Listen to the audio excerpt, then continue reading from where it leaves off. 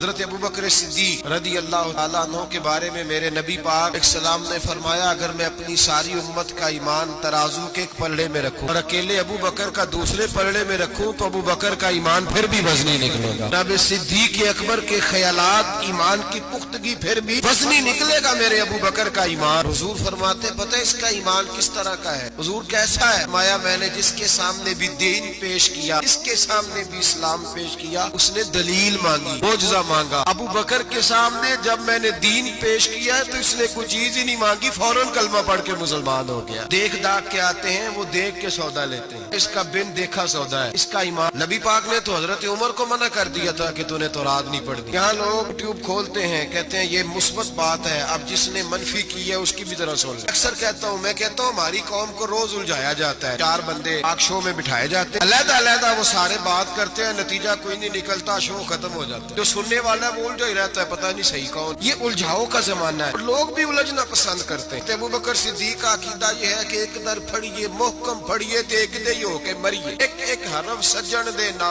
دا سانو دس دا وانگ قرآن، سورت یار دی ویندے رہنا سب عملاں دی جان ہے، ہر دم یاد سجن وچ رہنا ساڈا اے ہوئی ورد گیان ہے، سجنا ساڈا دین کی پوچھنا ساڈا اے ہوئی دین ایمان ہے۔ حضرت سری سکتی رحمت اللہ علیہ بیٹھے تھے درخت کے نیچے، ابے بڑے سیانے ہوتے ہیں۔ حضرت سری سکتی درخت کے نیچے بیٹھ گئے تو درخت نے نصیحت کر دی، کہنے لگا بابا میری طرح کا بن۔ تو میں کس طرح کا؟ کہنے لگا میں خود دھوپ میں رہتا ہوں، دوسروں کو چھاؤں فراہم کر، لوگ مجھے پتھر مارتے ہیں، میں انہیں پھل دیتا ہوں۔ آپ فرمانے لگے ٹھیک ہے بھائی یہ تو تیری بات صحیح ہے، پر تیری اخیر اچھی نہیں ہے تو بڑا اچھا، ناراض نہ ہونا بزرگ ہے نا۔ کہنے لگے ناراض نہ ہو جانا، بات تیری ٹھیک ہے، اگر تو اتنا ہی اچھا ہے تو پھر جب تو خشک ہو جائے تو تجھے جلا ہی دیا جاتا ہے، تیرا آخر جل جانا ہے۔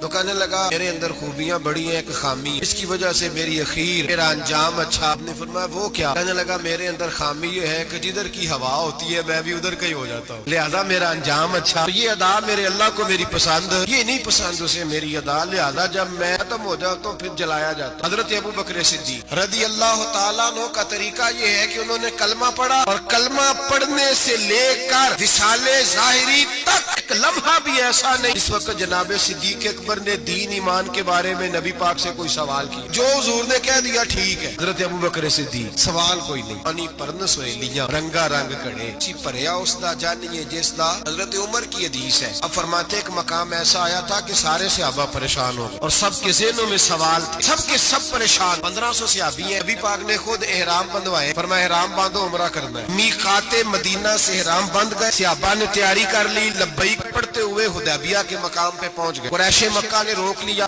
ایک دو چار بندے نہیں 1500، احرام کس نے بندوایا؟ حدیبیہ کے مقام پہ جب پہنچے تو نبی پاک صلی اللہ تعالیٰ علیہ وسلم کے پاس عروہ بن مسعود ثقفی قریش مکہ کا سفیر آ گیا، اس نے کہا جی سال آپ عمرہ نہیں کر سکتے، آپ تو لڑائی کرنے آئے ہیں۔ حضور نے فرمایا نہیں عمرہ کرنے ہیں، دیکھا نہیں احرام باندھے ہوئے؟ اس نے کہا 1500 بندہ ہے اور ہیں بھی سارے دلیر اور ہیں بھی کٹ مرنے کو تیار، اگر کسی ایک نے بھی نعرہ لگا دیا تو ہمیں تو بھگا دو گے تم سارے، نہیں عمرہ کرنے دیتے۔ باتیں بڑھ گئی، اختلاف ہوا، ادھر ادھر سے معاملات طے ہوئے، شرطوں پر صلح ہونے لگی اور شرطیں بھی ظاہراً ایسی تھیں جو لگ رہا تھا کہ مسلمان دب کے صلح کر رہے ہیں۔ شرطیں لکھی گئیں، طے ہو گئیں، انہوں نے کہا جی ٹھیک ہے اس سال آپ واپس چلے جائیں، اگلے سال عمرہ کرنے آئے۔ حضور نے فرمایا اب جب صلح طے ہو گئی تو حضور نے فرمایا چلو بھی ٹینٹ کرا دو، سارے کپڑے بدل لو، واپس جانا ہے۔ صحابہ کے ذہنوں میں سوال ہے، آپ نے کہا تھا چلو عمرہ کرنا ہے، حضور فرما رہے ہیں واپس جانا ہے، نہ طواف ہوا نہ صحیح ہوئی، ہمیں تو طواف کے لیے لایا، چلو واپس۔ 1500 آدمی بیٹھا ہے، نبی عمر کہتے ہیں جو سب سے پہلے اٹھے وہ ابو بکر صدیق تھے، کوئی شک نہیں ذہن میں، کوئی بات نہیں، ٹینٹ کرائی کپڑے بدلے۔ فرماتے ہیں پھر دھیرے دھیرے لوگ نہ بوجھل قدموں سے اٹھے، کہتے ہیں باقی تو ذرا ٹھنڈے تھے، بول نہ سکے، میں ذرا تیز مزاج تھا، مجھ سے غصہ سنبھالا نہ گیا، میں حضور کے خیمے ترکی کپڑے کا خیمہ نبی پاک نے لگایا ہوا تھا، ایمان اس طرح مضبوط رہتا۔ فرماتے ابو بکر صدیق اٹھے، ٹینٹ کرائی آ گئے، آہستہ آہستہ سب اٹھے۔ عمر کہتے ہیں مجھے بڑا جلال تھا، میں سیدھا حضور کے حجرے میں جاتے ہی سلام لی تو سخت جملے، اور جناب عمر ساری زندگی رویا کرتے تھے کہ مجھے پچھتاوا نہیں جاتا۔ سیدھا گیا اور جا کے کہا حضور آپ اللہ کے سچے رسول نہیں؟ سچا رسول ہوں۔ کا قرآن سچا نہیں؟ سچا۔ اسلام سچا نہیں؟ حضور نے فرمایا سچا ہے۔ تو کہا حضور پھر ہم دب کے صلح کیوں کر؟ جناب عمر فرماتے ہیں نبی پاک نے کہا عمر میں اللہ کا رسول وہی کہتا ہوں جس کا میرا رب مجھے حکم دیتا ہے۔ جناب عمر کہتا ہے میں نے فوراً حضور کی بات دہرائی، میں نے کہا یا رسول اللہ آپ نے کہا نہیں تھا طواف کریں گے احرام باندھ لو؟ حضور نے فرمایا میں نے کہا تھا طواف کریں گے، یہ تو نہیں کہا تھا اسی سال ہی کریں گے۔ حضرت عمر کہتے ہیں مجھے تسلی तसल्ली न हुई, मेरे ऊपर गुस्से का गलबा था। मैं बाहर निकला, सीधा अबू बकर के खेमे। हुजूर की और जनाब सिद्दीक अकबर की मुलाकात नहीं हुई दरमियान में। मैं घुस गया जनाब सिद्दीक अकबर के खेमे में, और जाते ही सलाम के बाद वही सख्त जुमले। कहते हैं जब मैं दाखिल हुआ तो सारे परेशान है। अबू बकर तसल्ली के साथ खजूरे खा रहा, परवाह ही कोई नहीं, खजूरे खा रहे। मैं गया, मैंने कहा अस्सलाम वालेकुम। वालेकुम सलाम। मैंने कहा तू मौज में, हमारी टेंशन नहीं जा रही। कहने लगे क्या हो गया? मैंने कहा ये सच्चे रसूल नहीं? सच्चे। कुरान सच्चा नहीं? सच्चा है। इस्लाम सच्चा नहीं? अबू बकर कहने लगे सच्चे। कहने लगे फिर हम दब के सुलह क्यों करें? कहते हैं जनाब अबू बकर सिद्दीक कहने लगे उमर चुप कर, तेरी मेरी बात नहीं, वो अल्लाह के रसूल है। वही कहते हैं जिसका अल्लाह ने हुक्म इरशाद फरमाता है। फरमाते मनोवन वही लफ्ज हुजूर ने बयान किए थे। मैंने भी फौरन कहा, मैंने कहा इन्होंने कहा नहीं था काबे का तवाफ करेंगे? तो कहते हैं हजरत अबू बकर सिद्दीक गुस्से में आ गए। कहने लगे तुझे तेरी मार होए, हुजूर ने कहा था काबे का तवाफ करेंगे, ये तो नहीं ना कहा था इसी साल ही करेंगे। मेरे रसूल ने कहा था तो इंशाल्लाह हम तवाफ करेंगे,